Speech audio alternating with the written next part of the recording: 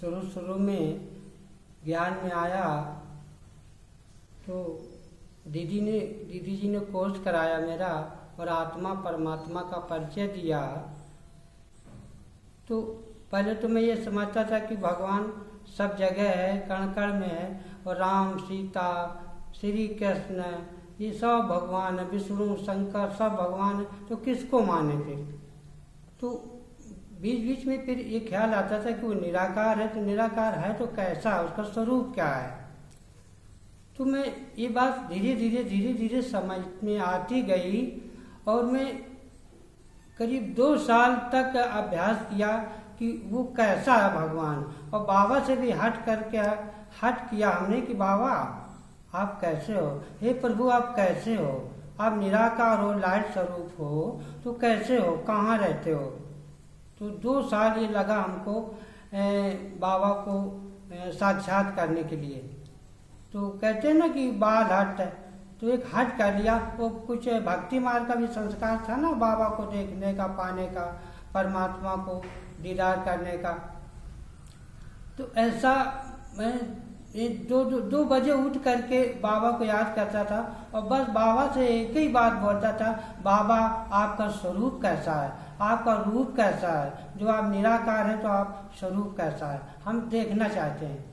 तो 2 साल बाद हम अंधेरे में कमरे में बैठ करके, घर के लोग सब सो जाते थे, तो हम रात को उठ करके 2 बजे 1 बजे 12 बजे उठ के बैठ जाता था। यही हट चलती थी कि भगवान हे प्रभु आपका स्वरूप क्या है, आपका स्वरूप क्या है। एक दिन ऐसा हुआ कि एकदम अंधेरे में लाइट का अनुभव हुआ, 1 सेकेंड का वो झलक थी लाइट स्वरूप का। अब वो लाइट मेरे सब कॉन्शियस में बैठ गई, तो मेरे को पूरा विश्वास हो गया कि नहीं भगवान ऐसा है। उस रात में इतना रोया, पूरे कपड़े मेरे भीग गए कि हे प्रभु जन्म जन्म की तपस्या मेरी सफल हो गई। आज तूने मेरे को दर्शन दिए, इन नेत्रों से आज हमने आपको देखा। तो मैं भगवान से यही कामना करता रहा, हे प्रभु ऐसे सभी भक्तों को आप अपना दीदार कराइए, जिससे उनका भी जीवन सफल हो जाए। तो जब मैं ज्ञान में आया तो बड़े भारी रोग से ग्रसित था, मेरे पैर और हाथ एकदम गल चुके थे। तो दीदी जी ने कहा कि रमेश भाई ऐसा करो कि ये अनुभव करो कि बाबा की किरणें मेरे जहाँ जहाँ घाव है वहाँ सब पड़ रही हैं। तो ऐसा हम 1 साल 2 साल तक किया, क्योंकि कई सालों का वो मर्ज था।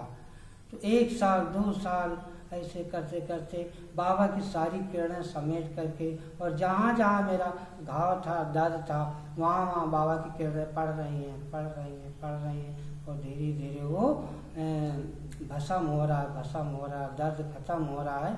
ऐसे 2 साल के बाद हमने देखा कि वो सारे घाव, और दवा भी लेते रहे। तो दवा कहते हैं ना, दवा और दुआ दोनों काम करते हैं, तो दवा भी लेते रहे और दुआ भी मिलते रहे बाबा की। ऐसे वो बाबा को याद करते करते, बाबा की किरणें वहाँ घाव में पड़ते पड़ते वो सारे घाव और पैर और हाथ एकदम ठीक हो गए, जैसे कभी हुआ ही नहीं हो।